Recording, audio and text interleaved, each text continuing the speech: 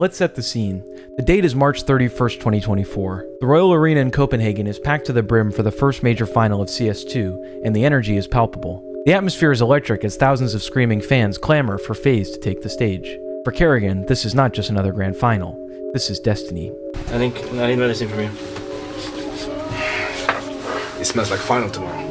FaZe has had an incredible run through the playoffs so far, beating Spirit in a quarterfinal that was as anticipated as a grand final, and beating Vitality 2-1 to earn their 7th straight grand final appearance. This was supposed to be their moment, Karrigan's moment. A major final in his home city of Copenhagen, with the chance to add a second major to his legacy. It felt like everything had aligned. FaZe's dominant start in CS2, winning 3 out of the 6 events they had played so far, and now Spirit, their biggest projected obstacle, was out of the way. FaZe were the clear favorites.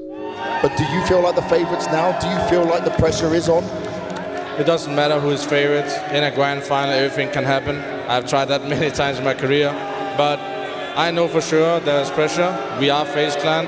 But I've learned pressure is a privilege. And this is a privilege to play in front of all these people here today. The Royal Arena echoed with chants for Karrigan and FaZe, the home crowd desperate for their hero to claim his crown. For Karrigan, it wasn't just about winning a trophy.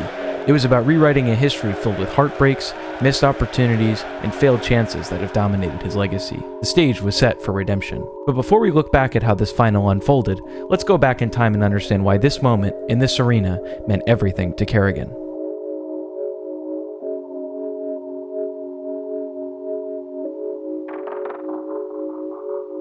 Let's go back in time to MLG Columbus 2016, Karrigan's first major with Astralis.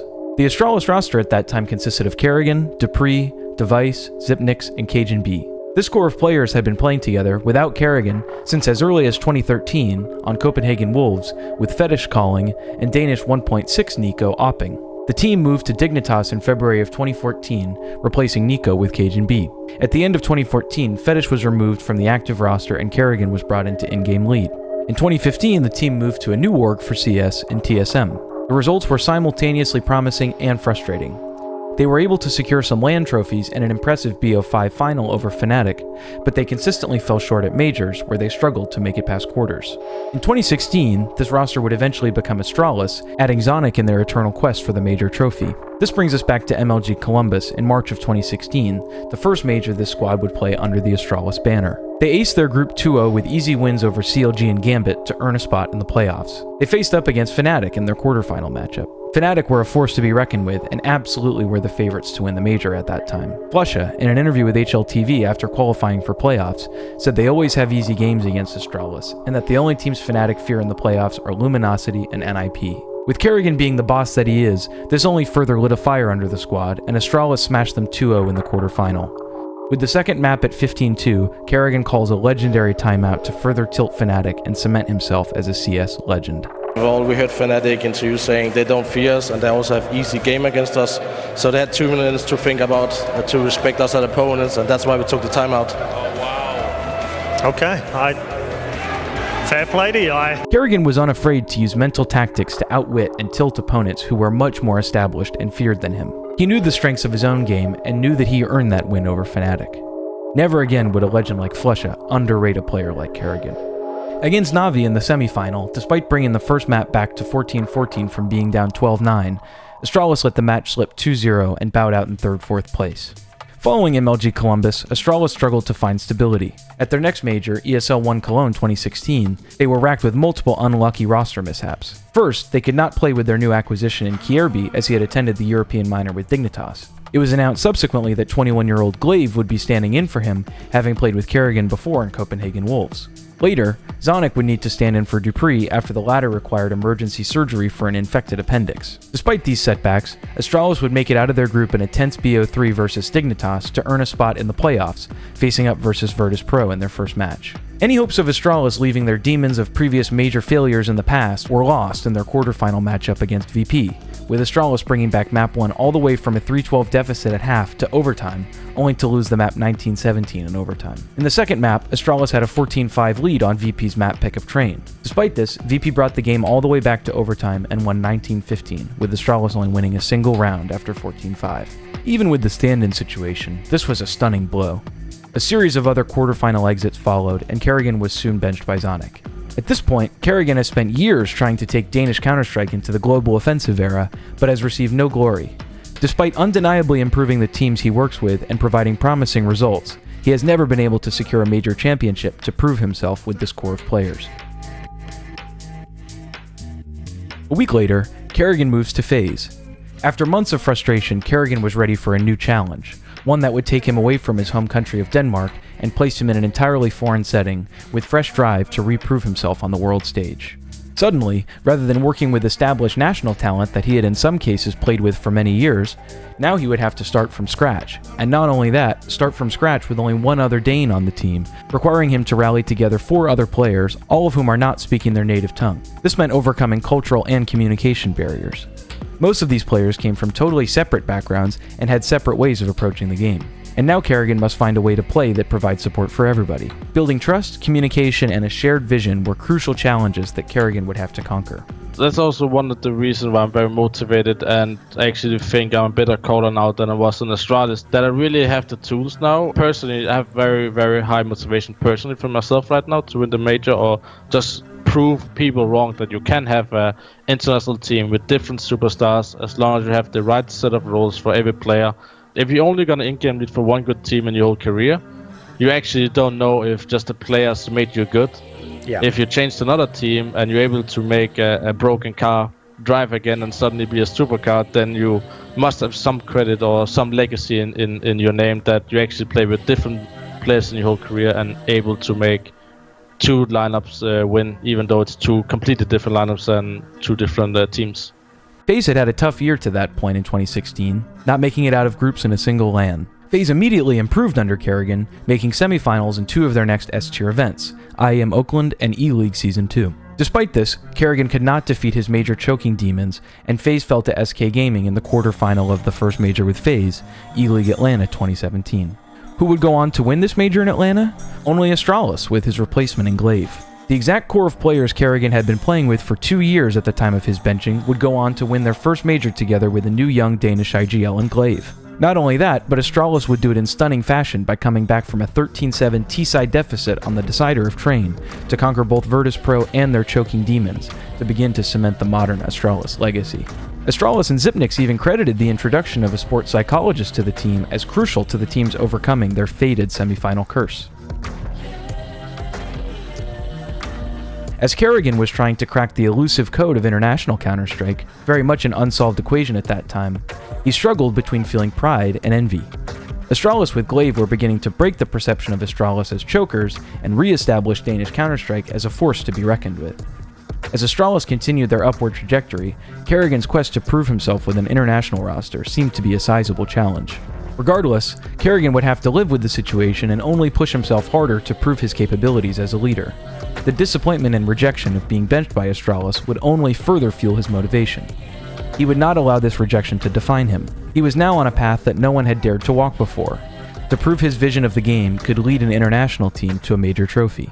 As Astralis enjoyed the spoils of glory as the reigning major champs, Karrigan forged on with FaZe, losing to Astralis in a Katowice best-of-5 final, but immediately after defeating Astralis at Star Series Season 3. FaZe and Karrigan, now teamed up with undeniable star talent in Nico, had a new boss to slay in SK Gaming, who defeated them in back-to-back grand finals and booted them out of Cologne in semifinals, going on to win that event as well. Expectations were high for FaZe heading into the 2017 PGL Krakow Major, with Karrigan, just as he did 7 years later, had made 4 grand finals in a row before the teams lost to SK in Cologne. FaZe, bruised and battered from a tough season of close but not close enoughs, bombed out of Krakow 0-3, losing to Big, Maus, and Flipside, teams averaging 15 ranks below them, with Karrigan and Kiyashima both posting absolute bummers of performances. Hardly the major performance you would expect from a World Championship contending roster. This was FaZe's first group stage exit since adding Nico, and heading into that summer, Karrigan faced a dilemma. He had to build an international super team that could compete against 2 of the best national rosters ever composed in World CS history, Astralis and SK.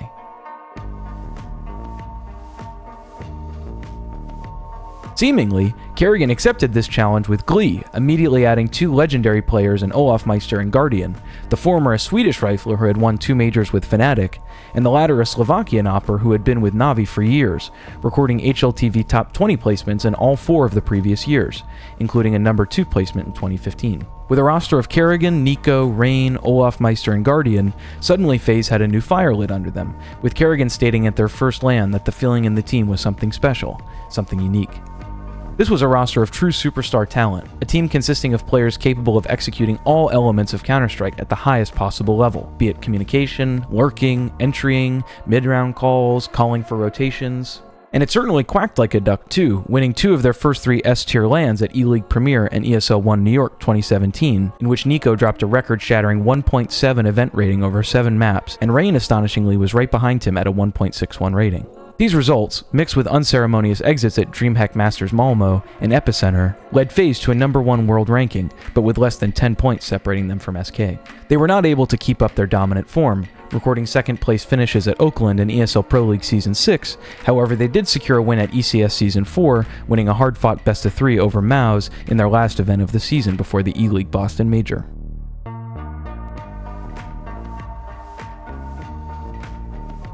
The story of FaZe at the E-League Boston Major is so fabled and sufficiently mythologized that I hesitate to even approach it, but now with context, let's understand what was at stake here for FaZe in Boston. Nico had never made it out of the group stage at a major before Boston, neither with MOUZ nor FaZe, and Olof had the unique title of being one of 5 players who had made playoffs at every CSGO major up until that point. FaZe were arguably the favorites heading into this major, with SK, their key rival, having to play with Phelps, having had no practice due to major roster rules. Phelps had played with SK before, but not in some time, and the expectation was for them to be somewhat handicapped at the start. Was now finally the time for Karrigan and FaZe, or was now just another flash in the pan, a regression to the mean from the highs of ESL 1 New York and E-League Premier? SK, despite their disadvantages, made it to the semi-final where they lost to the North American Cloud9. Cloud9 had battled back all the way from 0-2 in the second Swiss stage to beating G2 and SK in playoffs to make it to the Grand Finals versus FaZe. If you're FaZe, Cloud9 is the best possible opponent you could have drawn from that side of the bracket for the Grand Final. To make things even better, FaZe had not lost a map to C9 in any series over the previous year. Despite C9 playing on home turf, FaZe had every possible advantage to finally crown Counter-Strike's kings in Karrigan, Nico, Rain, and Guardian. Or so they thought, all the way up until choking a 15-11 lead on the famed final decider of Inferno.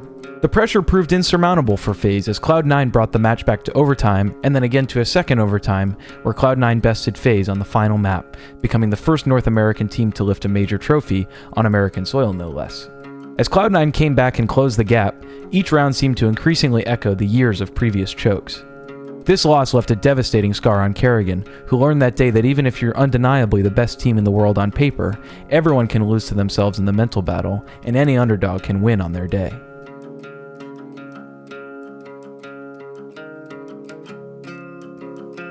Is there pressure? Yes, that's how this is to be FaZe Clan. We expect to win every single tournament, but now win this game, reset, and win this trophy, okay? But we need to be here today.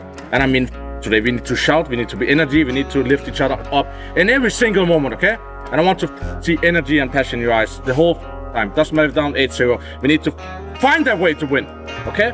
Nothing else matters. Find a way to win, and doesn't matter how, okay? Let's fly back now to March of 2024 to the Royal Arena in Copenhagen. FaZe draw Na'Vi in the Grand Final. Similarly to Boston, Na'Vi could reasonably be regarded as the weakest team on this side of the bracket. FaZe have already taken down Spirit and Vitality earlier in the playoffs on their way to the Grand Final. In their heads, the hard work is already done. Sure, Na'Vi pushed Eternal Fire to their limits in the quarterfinal, and sure, JL stepped up against G2 to bring Na'Vi to the final. But in the eyes of every pundit inside the Royal Arena, now was the time for the coronation of King Karrigan. And after Map 2, it sure looked that way. On Map 1, Na'Vi did their homework on their Ancient, which had been a weak map for them up until this point, and took FaZe convincingly on the first map. Despite an early disadvantage, FaZe snapped back in classic FaZe fashion and dominated Na'Vi on their map pick of Mirage 13-2. King Karrigan gets crowned tonight. Less than an hour, Karrigan would have won this major. The last time we got all 3 maps in a major final was Boston 2018.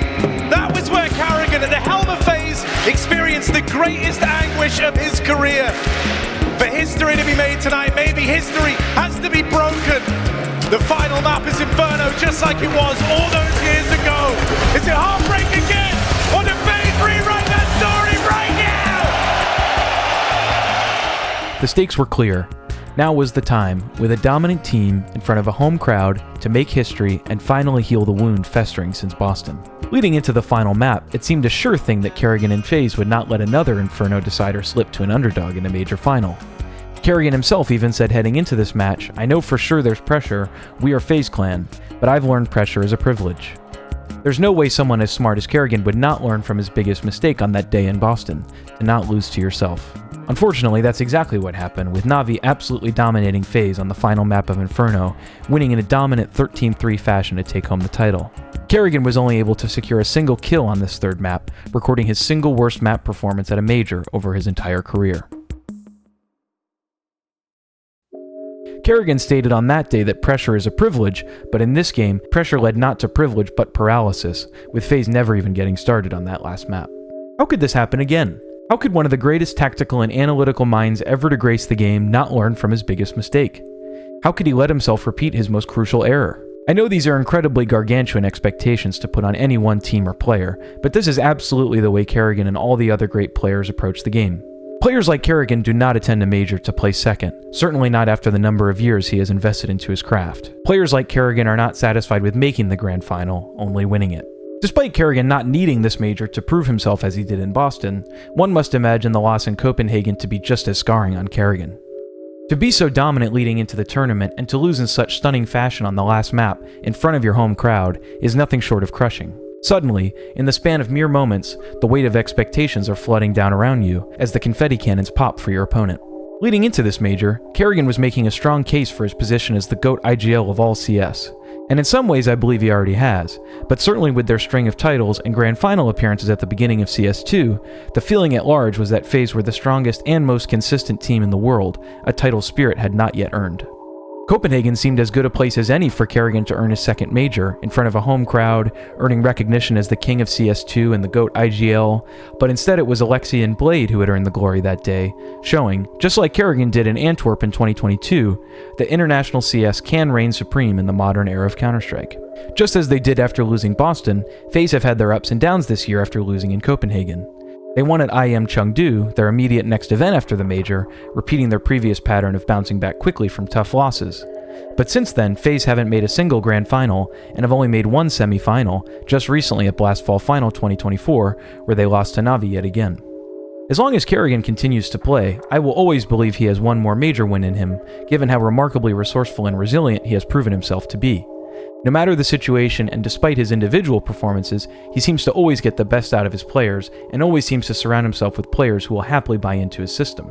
The upcoming Perfect World Shanghai major will likely set the tone for Karrigan with regards to the rest of his career, and that major specifically.